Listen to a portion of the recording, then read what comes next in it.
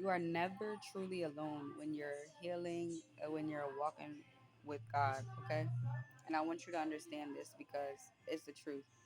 I have felt like I've been alone, but on every occasion where I felt like I was alone, God showed up. And I'm gonna give you two examples that just came to mind when I was speaking about it. One time I was outside of the Dollar General collecting funds or canned goods or anything that people can give to help with the community and to help me with organizing an event I was organizing for the kids. I was out there by myself. It was freezing cold, just me, my coat, and a box that I had made, and I wrapped it up in some wrapping paper I had upstairs, and I carved a hole in it to receive donations or whatever people would bring by.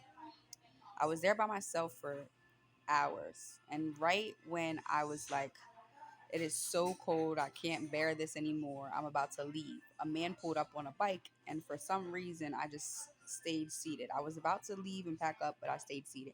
A man pulled up on a bike. He wasn't going to the store. He said something told him to just come down because he never goes to Dollar General. He always goes to Family Dollar on the other side of town. He comes up, we start talking. Immediately, he's like, I can see your aura. I know that you're here for God. I know that you're with God. And we had a 2 hour long conversation just about faith and being with God and everything. We prayed together. He gave me strength. He gave me gloves because he had extras and he wasn't staying out there long and I was. I didn't put it together at the time because I was in a space where I felt like I was alone. But every time I was at my lowest, feeling like I was super, super, super, super alone, God showed up in that way. Another time, I was arguing with my daughter's dad publicly, which is something that I don't usually do. And because of the situation, it had to be public. There was no other way that I could do it. It was just what it is. So I'm walking away and I'm upset. I'm crying because this is about my kid and I'm just very overwhelmed with a lot of emotions regarding the situation and whatever it is. And I'm not a kind of person now who holds back my emotions in situations. If I feel like I have to cry, I'm going to cry to get it off my chest because I'm not holding anything in. That feels too much to me like I'm holding myself back from something that just wants to be released. I'm not doing it. So, I'm walking down the road and I'm crying, but my head is down. A man is walking. I look up, I see that he's walking. I look back down.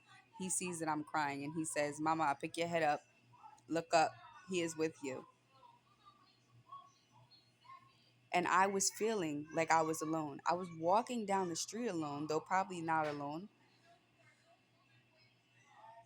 And a man just came and told me, pick my head up. He didn't touch me, he didn't come close to me, didn't make me feel violated, didn't want me to feel uncomfortable about him being there. He just looked at me and he said, I don't know what you're going through, but mama, pick your head up because God is with you. He is here and everything is going to be okay.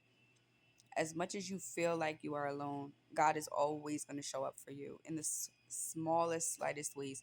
And it might just be something random, okay?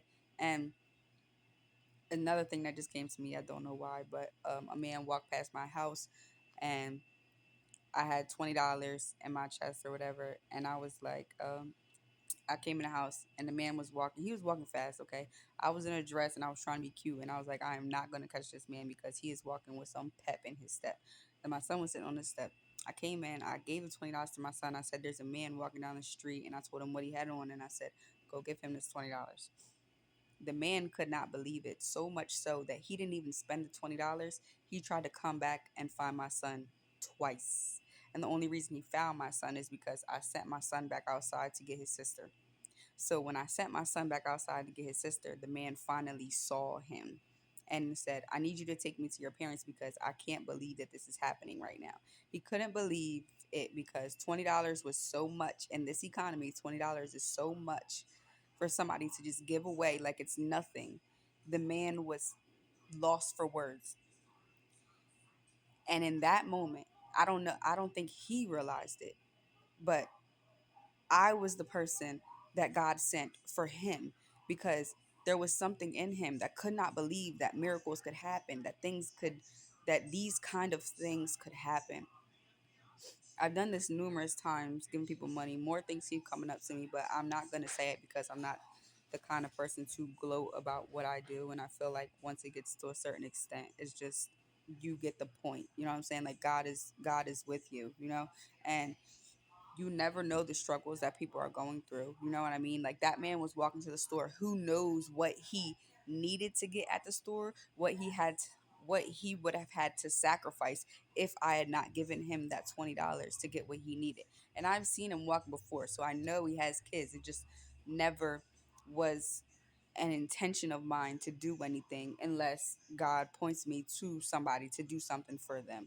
And I'm sitting here telling you that God is going to point somebody to do something for you.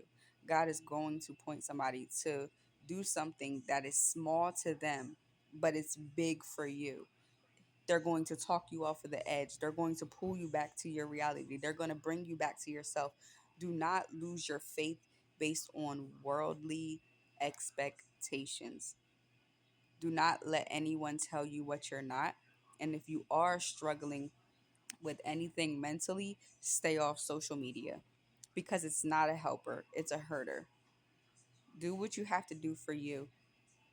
God will send people around for you. When I was sitting in that cold and I did not want to be there anymore, my fingers were frozen to a pulp. The sun started to rise behind me, which was what made me stay a little longer and not leave and then reconsider leaving again later. But I was talking to God that whole time. I said, I'm freezing, and if I should stay, I will stay. I didn't have all the things to dress properly for the cold. I just knew I had a mission and I wanted to have a certain event for the kids that I had an event for. And God knew what my heart was. So God brought the sun to bring me a little bit of warmth, even though it was cold. He can't change the weather, but he could make that sun rise just a little bit faster so that I could feel warm. He sent that man to pray for me because he knew that's what my spirit needed. My spirit needed that fire up under it.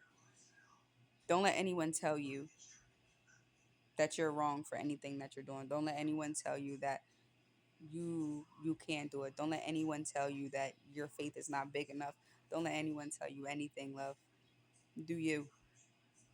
Allow them to pray for you. Allow people to pray for you. In times that they ask, do you want somebody to pray for you? Say yes. Take the prayer. Take the prayer. Even if it's not something that you believe in, take the prayer.